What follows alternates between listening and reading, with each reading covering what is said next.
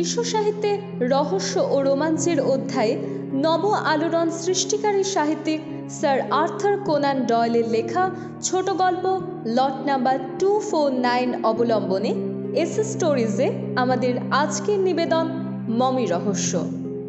পাঠক সমাজে সর্বকালের সর্বাপেক্ষা জনপ্রিয় গোয়েন্দা চরিত্র শার্লক হোমসের সৃষ্টিকর্তা তো বটেই, এছাড়াও প্রফেসর জর্জ এডওয়ার্ড চ্যালেঞ্জারের নানান অ্যাডভেঞ্চারমূলক গল্পে এবং বিভিন্ন সময়ে লেখা ছোট গল্পগুলিতে আমরা তাঁর লেখনীর অনন্য স্বাদের আস্বাদন পেয়ে থাকি।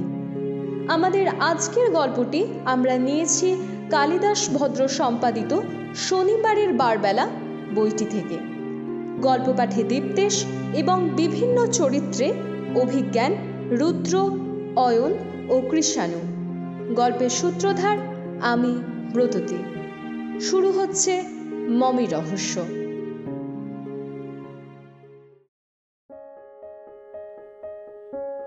শহরের এক প্রান্তে অক্সফোর্ডের পুরনো কলেজ অঞ্চলে বহু প্রাচীন জীর্ণ শীর্ণ প্রায় ভেঙে পড়া মিনার ঘরটা দীর্ঘ বয়সের ভার নিয়ে দাঁড়িয়ে আছে।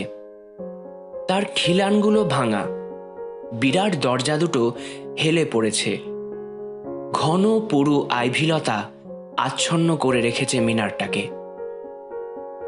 এখানে কজন লোক থাকে। নিচ থেকে একটা সিঁড়ি পেঁচিয়ে পেঁচিয়ে ওপরে উঠে গেছে দোতলা, তিনতলা ও চারতলায়। একইভাবে সিঁড়ি থেকে দুটো করে ঘর বেরিয়েছে। অক্সফোর্ড বিশ্ববিদ্যালয়ের 3 জন ওখানে থাকে। একান্তে পড়াশোনা বা কাজকর্মের পক্ষে জায়গাটা বেশ ভালো। উপরতলায় থাকেন অ্যাবারক্র্যাম্বি স্মিথ, মাঝের তলায় এডওয়ার্ড বেলিংহ্যাম, তার নিচে উইলিয়াম মঙ্কহাউস লি। একেবারে নিচে থাকে চাকর টমাস স্টাইলস। বুড়ো লোকটা ঘরদোর দেখে আর উপরতলায় লোকেদের রান্না বান্না কাজকর্ম করে। রাত প্রায় 10টা। চারতলায় নিজের ঘরে আরাম কেদারায় শুয়ে সুন্দর স্বাস্থ্যবান অ্যাবারক্র্যাম্বি স্মিথ, সামনে একইভাবে পুরনো বন্ধু জেফ্রো হেস্টি। মস্কো নদীতে নৌকা চালিয়ে ক্লান্ত হয়ে ওরা ফিরেছে।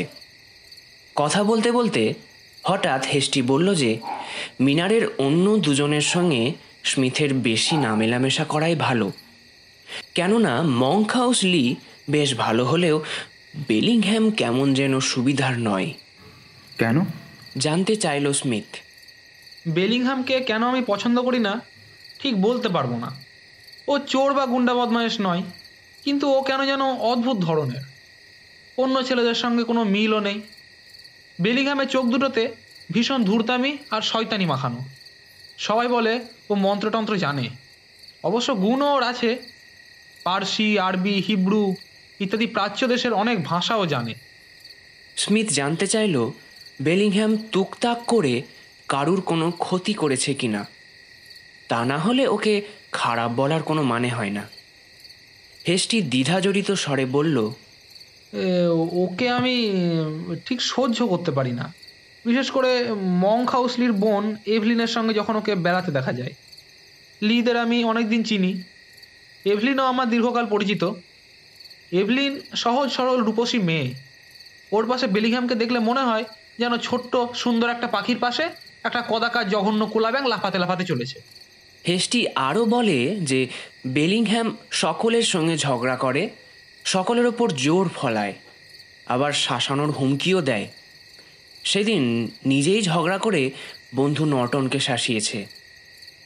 ও সত্যি কেমন যেন অদ্ভুত ভয়ঙ্কর। রাত বাড়তে থাকে। স্মিথকে সাবধান করে দিয়ে হেস্টি চলে যায়। স্মিথ ডাক্তারির ছাত্র। হেস্টি চলে যাওয়ার পর সে নিজের পড়ার বইয়ে মনোনিবেশ করে। ডাক্তারি শাস্ত্রের অরণ্যে সে ডুবে যায়। হঠাৎ নিচ থেকে এক তীক্ষ্ণ অথচ অস্পষ্ট শব্দ সে শোনে, যেন কার দীর্ঘশ্বাস, কার আর্তনাদ। মনে হয় বেলিংহ্যামের ঘর থেকেই শব্দটা আসছে। স্মিথের হঠাৎ মনে পড়ল বেলিংহ্যাম সম্বন্ধে তার বন্ধু হেস্টির মতামত। হেস্টি অত বিরূপ কেন? বেলিংহ্যাম তো প্রতিবেশী বন্ধু হিসেবে খারাপ নয়। ওর ঘরে অনেক রাত অবধি আলো জ্বলে, মনে হয় বেশি রাত পর্যন্ত পড়াশোনা করে। তবে হেস্টিও কারোর নামে নিন্দামন্দ করে না, যদিও সে বেশ স্পষ্টভাষী। আবার পড়ায় মন দিল স্মিথ। হঠাৎ অন্ধকার রাত্রির বুক ভেদ করে একটা তীব্র ভয়াবহ আর্তনাদ শোনা গেল। রক্ত যেন জমাট বেঁধে যায়। আতঙ্কিত স্মিথ শিউরে উঠল। সে স্তব্ধ, বিমূঢ়, বুঝতে পারছে না কি করবে। হঠাৎ সবেগে তার ঘরে ঢুকলো মঙ্কহাউস। হাঁপাতে হাঁপাতে বলল, এক্ষুনি চলো, বেলিংহ্যাম অত্যন্ত অসুস্থ হয়ে পড়েছে। অতি দ্রুত সিঁড়ি দিয়ে নেমে এলো তারা। বেলিংহ্যামের ঘরে ঢুকেই স্মিথ দারুণ চমকে উঠল। বেলিংহ্যামের ঘরটা প্রায় একটা মিউজিয়াম। ঘরের চারিদিকের দেওয়ালে প্রাচ্য ও মিশর দেশের প্রাচীন অদ্ভুত বিচিত্র সব নিদর্শন। বিভিন্ন ভাঙাচোরা মূর্তি, রাজাদের কারুকার্য করা পোশাক, অস্ত্রশস্ত্র, বিভিন্ন জন্তু জানোয়ারের মাথা, হোরাম, আইসিস, ওজিরিস প্রভৃতি দেবতার অদ্ভুত মূর্তি। ছাদ থেকে ঝুলছে হাঁ করা মুখ একটা বিশাল কুমির। ঘরের মাঝখানে টেবিলে ছড়ানো টুকরো কাগজ, অদ্ভুত দর্শন গাছের ছালের মতো শুকনো পাতা আর প্যাপিরাস গাছের পাতার একটা পুঁথি। সামনে দেওয়ালের দিকে তাকিয়ে ভয়ে চমকে উঠল স্মিথ।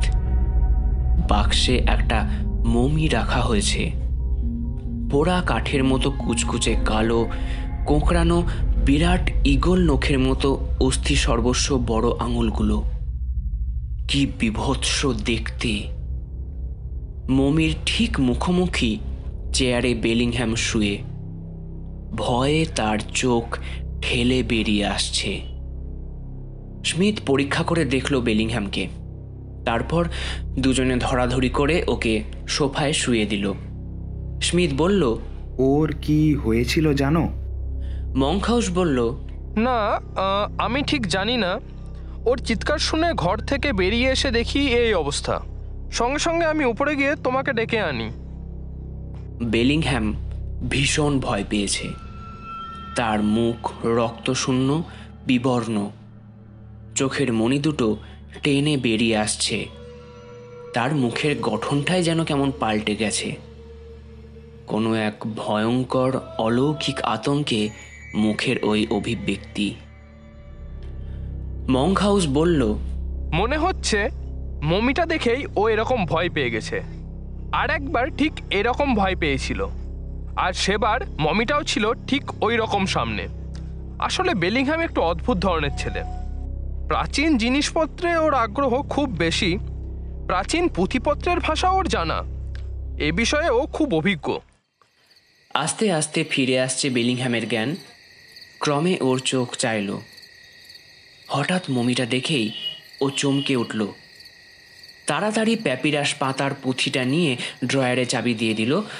তারপর এদের দিকে তাকিয়ে বিরক্ত হয়ে বলল মঙ্কহাউসকে, তোমরা হঠাৎ এখানে কেন? তোমার চিৎকার শুনে ছুটে এসেছি। এরকম গভীর রাতে তোমার এইসব মমি টমি নিয়ে খেলা বন্ধ করা উচিত। না না, কিছু হয়নি। হঠাৎ শরীরটা একটু খারাপ হয়ে যায়। বেলিংহ্যাম উঠে সেই গাছের ছালের মতো একটা পাতা নিয়ে আলোর চিমনির ওপর ধরে। পাতাটা পুড়ে যায়, ধোঁয়ায় ভরে যায় ঘর। অবশেষে একটা অপরূপ সুমিষ্ট সৌরভে ঘরটা আচ্ছন্ন হয়ে যায়। এরা দুজন বিস্মিত বিহ্বল।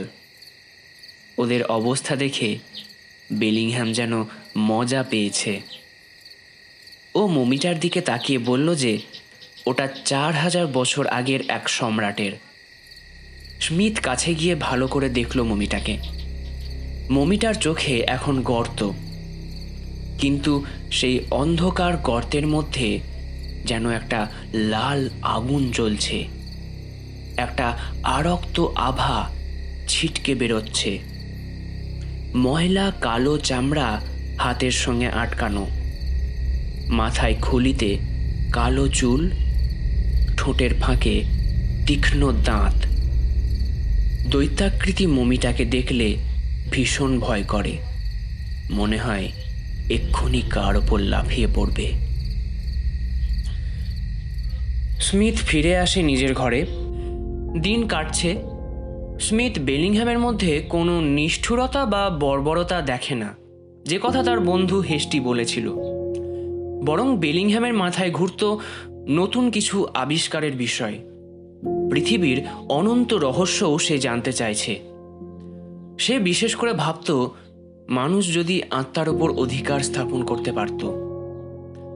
বেলিংহ্যামের আর একটা অভ্যেস ছিল নিজের মনে বকবক করা। অনেক সময় গভীর রাতে নির্জন স্তব্ধতায় তার ঘর থেকে ফিসফিসানি বা চাপা গলার স্বর স্মিথ শুনতে পেত। কিন্তু কিছু জিজ্ঞাসা করলে বেলিংহ্যাম বিরক্ত হতো। নিচতলার চাকর টমাস স্টাইলসও বলেছিল, বেলিংহ্যাম কেমন যেন পাল্টে যাচ্ছে দিন দিন। সে আপন মনে কথা বলে, ধমকায়। শুধু তাই নয়, মনে হচ্ছে বেলিংহ্যাম ঘরে তালাচাবি দিয়ে বেরিয়ে গেলেও ওর ঘরের মধ্যে কেউ যেন চলাফেরা করে। স্মিথ বিস্মিত হয়, তবু টমাসের কথার গুরুত্ব দেয় না। বুড়ো মানুষ কি শুনতে কি শুনেছে কে জানে। একদিন একটা ঘটনা ঘটল, সেটা বেশ অস্বস্তিকর। বেশ রাতে বেলিংহ্যাম স্মিথের ঘরে এসেছে। হঠাৎ তাদের মনে হলো বেলিংহ্যামের ঘরের দরজা কে যেন খুলল। সিঁড়িতে শোনা গেল কার পায়ের শব্দ। কিন্তু সব দরজা তো বন্ধ আছে, তাছাড়া এত রাতে কেই বা আসবে। কিন্তু অস্বাভাবিকভাবে ছুটে ঘর থেকে বেরোলো বেলিংহ্যাম। অর্ধেক সিঁড়ি গিয়ে কাকে যেন ধমকালো, তারপর ঘরে গিয়ে দরজায় তালা চাবি দিয়ে দিল। স্মিথের ঘরে ফিরে এসে বলল যে তার কুকুরটা হঠাৎ বেরিয়ে পড়েছিল। বেলিংহ্যামকে কেমন যেন শুকনো ফ্যাকাশে দেখাচ্ছে। স্মিথ অবাক হয়, বেলিংহ্যামের কুকুর আছে সে তো কোনোদিন দেখেনি। তবে পায়ের শব্দটা কার হতে পারে? কার? পরদিন ভোরে কড়া নাড়ার শব্দে স্মিথের ঘুম ভাঙে। হেস্টি ছুটতে ছুটতে এসে বলে যে কাল রাত্রে নর্টনকে কে খুন করার চেষ্টা করেছে।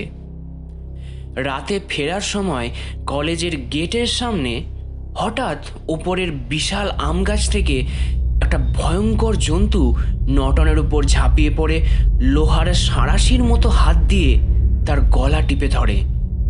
নর্টন মরেই যেত, হঠাৎ দুজন লোক এসে পড়ায় জন্তুটা তাকে ছেড়ে পালায়। ঘন অন্ধকারে সেই ভয়ঙ্কর জন্তুটাকে ঠিক চেনা যায়নি। ভয়ে আতঙ্কে নর্টন আর ঘরের বাইরে বেরোয়নি। বেলিংহ্যামই না কদিন আগে নর্টনকে শাসিয়েছিল। সেদিনই বাড়ি থেকে বেরোবার সময় স্মিথ শুনল যে বেলিংহ্যামের সঙ্গে মঙ্কহাউসের ঝগড়া হচ্ছে প্রচণ্ড। মঙ্কহাউস বলল যে সে কোনোদিনই তার বোনের সঙ্গে বেলিংহ্যামের বিয়ে দেবে না। জেনে শুনে সে ইভকে কবরে পাঠাবে না। বেলিংহ্যাম বলল যে মঙ্কহাউস যদি তার কথা না শোনে তবে তাকে কঠিন অনুতাপ করতে হবে। অতি ক্রুদ্ধভাবে দুজনে দুদিকে চলে গেল। বিকেলে নদীর ধারে দাঁড়িয়ে স্মিথ 22 প্রতিযোগিতা দেখছে। হঠাৎ মঙ্কহাউস এলো। কিছু একটা কথা বলার জন্য মঙ্কহাউস তাকে নিয়ে এলো নদীর ধারেই ছোট্ট একটা বাগান বাড়িতে। নির্জনে পড়ার জন্য তার বন্ধু হ্যারিংটন এটা ভাড়া নিয়েছে। মঙ্কহাউস বলল, বেলিংহ্যামের কাছ থেকে দূরে থাকাই উচিত। কেন? ও ভয়ঙ্কর বিপজ্জনক।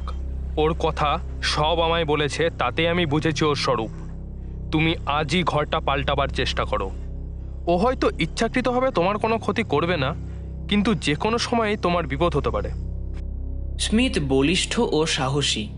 সে অকারণ ভয়ে অমন সুন্দর নির্জন পরিবেশ ছাড়তে রাজি নয়। ওখানে লেখাপড়া করার খুবই সুবিধে। তবু সে মঙ্কহাউসকে ধন্যবাদ জানালো তার শুভকামনার জন্য। সন্ধ্যা হয়েছে। অন্ধকার সিঁড়ি দিয়ে স্মিথ উঠছে। বেলিংহ্যামের দরজা খোলা। ঘরে কেউ নেই, কিন্তু বাতি জ্বলছে। স্মিথ উঁকি মারল ভেতরে। মমিটা নেই, শুধু বাক্সটা আছে। বেলিংহ্যাম ওটাকে হয়তো কোথাও সরিয়ে রেখেছে। স্মিথ ওপরে উঠছে। অন্ধকারে কে যেন পাশ দিয়ে ওপরে চলে গেল। গায়ে যেন ধাক্কাও লাগলো। স্মিথ ডাকলো, কিন্তু কেউ সাড়া দিল না। কার পায়ের শব্দ ওটা? কে ধাক্কা দিল? কে? আলো জ্বালিয়ে বসতে না বসতেই ছুটে এলো হেস্টি। হাঁপাতে হাঁপাতে বলল যে মঙ্ক হাউস জলে ডুবে গেছে। এখনও চেষ্টা করলে বোধহয় তাকে বাঁচানো যেতে পারে। মঙ্ক হাউস আছে হ্যারিংটনের বাড়িতে। সিঁড়ি দিয়ে দ্রুত নামবার সময় স্মিথ দেখল বেলিংহ্যামের দরজা তখনও খোলা। স্মিথ ঘরের ভেতর নজর করল। তার রক্ত যেন গর্জন করে লাফিয়ে পড়ল। সেই মমিটা রয়েছে বাক্সে, আর তার চোখের কোটরের জমাট অন্ধকার থেকে আরক্ত আভা ছিটকে বেরোচ্ছে। বিমূঢ় বিউহল স্মিথের হুঁশ ফিরল হেস্টির ডাকে। দুজনে ছুটল। স্মিথ মঙ্ক হাউসের জ্ঞান ফিরিয়ে আনার চেষ্টা করছে। অনেক প্রয়াসের পর তার চেতনা ফিরল। ভয়াল আতঙ্কে বিস্ফারিত চোখে মঙ্ক হাউস বলল, আমাকে কেউ ঠেলে জলে ফেলে দিয়েছে। নদীর দিকে সামনে করে দাঁড়িয়েছিলাম, কে যেন পালকের মতো তুলে আমাকে জলে ছুঁড়ে ফেলে দিল। লি, আমি এ কথা বিশ্বাস করি। মঙ্ক হাউসের কানের কাছে মুখ এনে আস্তে আস্তে বলল স্মিথ। জমাট বাঁধা বিস্ময় নিয়ে লি মঙ্ক হাউস মুখ তুলল। মৃদু স্বরে বলল, তুমি বিশ্বাস করছো স্মিথ? হ্যাঁ। ফেরার সময় স্মিথ চুপচাপ ভাবছে অনেক কথা। বেলিংহ্যামের ঘর থেকে মমিটা চলে গেল। সিঁড়িতে কার পায়ের শব্দ, আবার অবিশ্বাস্যভাবে মমিটার ফিরে আসা। লং নর্টন আক্রান্ত হয়েছিল কদিন আগে, তাকে বেলিংহ্যাম শাসিয়েছিল। আজকে লি মঙ্ক হাউস আক্রান্ত, তাকেও বেলিংহ্যামই শাসানি দিয়েছিল। সমস্ত ব্যাপারগুলো আসছে একই উৎস থেকে, এবং এমন এক ভয়াবহ অলৌকিক পৈশাচিক ব্যাপার এর মধ্যে লুকিয়ে আছে যা মানুষ কল্পনাও করতে পারে না। বেলিংহ্যাম নিশ্চয় অপরাধী, কিন্তু যে ভয়ঙ্কর উপায়ে সে তার কার্য সম্পন্ন করে চলেছে তা ভাবলেই শিউরে উঠতে হয়। বাড়িতে ঢোকার সময় তাকে বেলিংহ্যাম ডাকল। শয়তানিতে তার চোখ দুটো জ্বলছে। স্মিথের মন রাগে পুড়ে যাচ্ছে। হঠাৎ বিদ্রূপের ভঙ্গিতে বেলিংহ্যাম তাকে জিজ্ঞেস করল লির কথা। রাগে ফেটে পড়ল স্মিথ। জ্বালা ভরা কণ্ঠে সে বলল, তুমি শুনলে খুশি হবে না যে লি বেশ ভালোই আছে। বিপদের কোনো সম্ভাবনা নেই। তোমার শয়তানি এবার বিশেষ সুবিধে করতে পারেনি। অবাক হবার ভান করল বেলিংহ্যাম। হ্যাঁ, আমি কিছুই বুঝতে পারছি না স্মিথ। তুমি ভাবছো আমি লির দুর্ঘটনার জন্য দায়ী? নিশ্চয়। ক্রোধে গর্জন করে ওঠে স্মিথ। তোমার ওই কঙ্কালটাকে জাগিয়ে লির পেছনে ওকে লেলিয়ে দিয়েছ। বেলিংহ্যাম প্রতিবাদ করে। তা কি করে সম্ভব হয়? স্মিথ তীব্র স্বরে বলল, তোমাকে শেষবারের মতো সাবধান করছি বেলিংহ্যাম। তুমি এখানে থাকার সময় কলেজের বন্ধুদের যদি কোনো ক্ষতি হয়, আমি তোমাকে ছেড়ে দেব না, আর তার জন্য দায়ী থাকবে তুমি। তোমার ওই মিশর দেশের তুকতাক শয়তানি এখানে চলবে না। পরদিন সন্ধ্যাবেলায় স্মিথ ঘর ছেড়ে বেরিয়েছে। ডাক্তার বন্ধু প্যাটারসনের কাছে যাবে।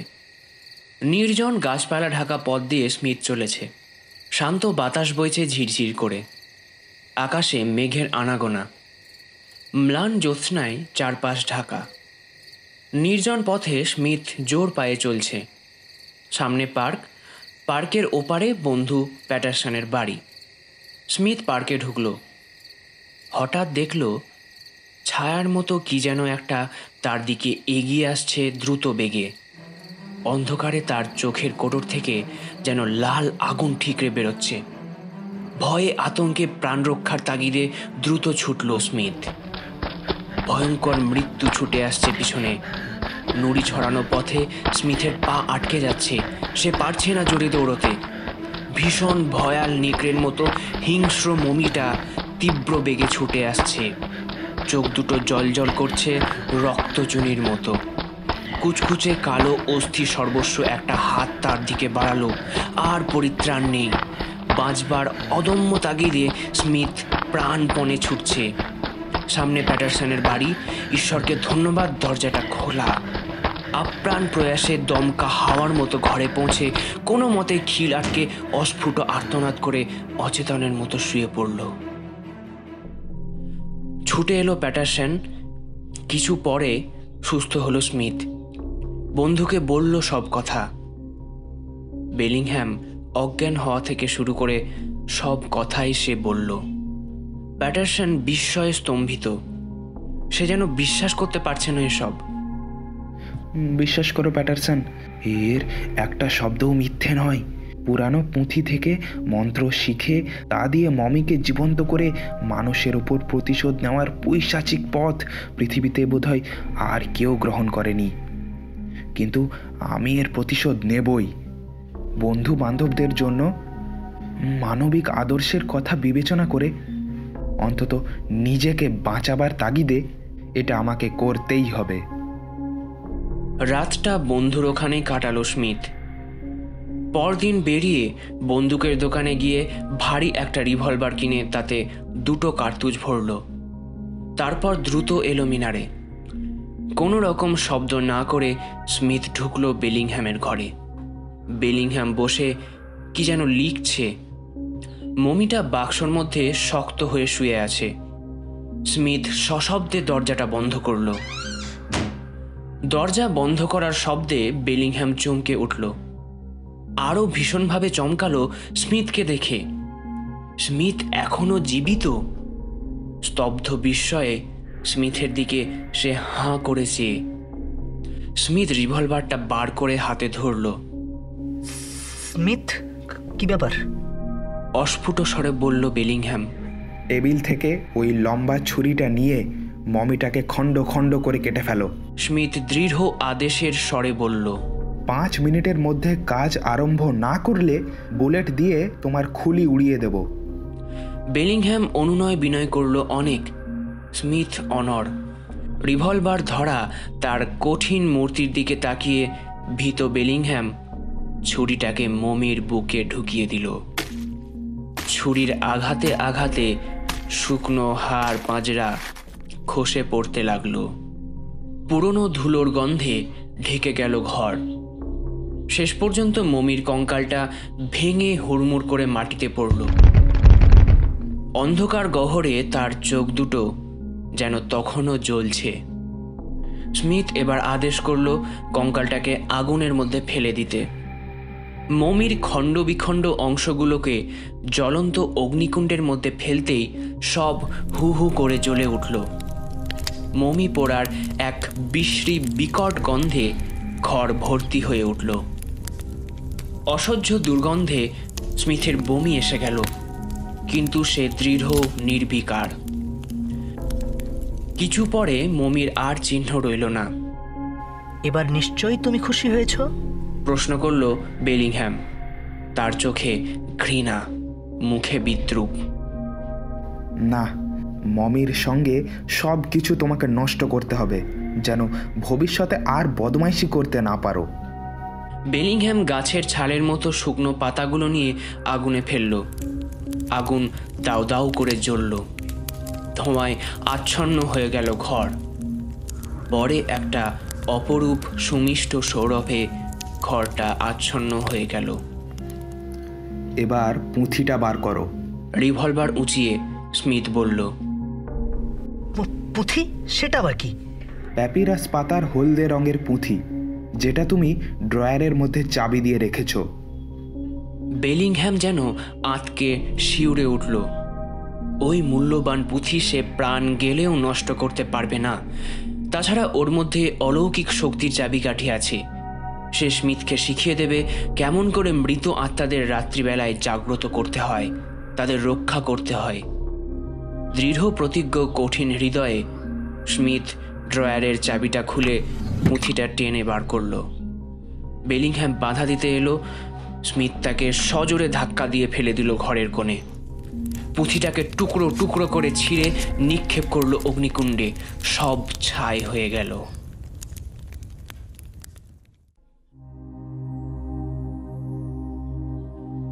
তারপর আর বিশেষ কিছু হয়নি।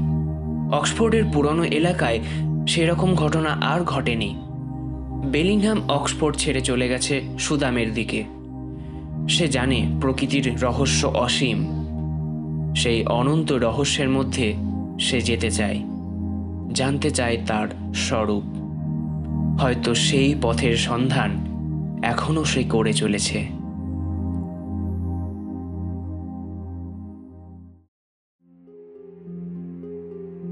শুনলেন মমি রহস্য। গল্প পাঠে ও পর্ব পরিচালনায় দীপ্তেশ, এডিটিং, পোস্টার ডিজাইনিং, আবহ সঙ্গীত নির্মাণ এবং স্মিথের চরিত্রে অভিজ্ঞান, বেলিংহ্যামের ভূমিকায় কৃষাণু, মংকহাউস লির চরিত্রে রুদ্র এবং হেস্টির চরিত্রে অয়ন। শীঘ্রই আমরা এরকম আরও রোমাঞ্চকর গল্প নিয়ে হাজির হব আবার আপনাদের কাছে।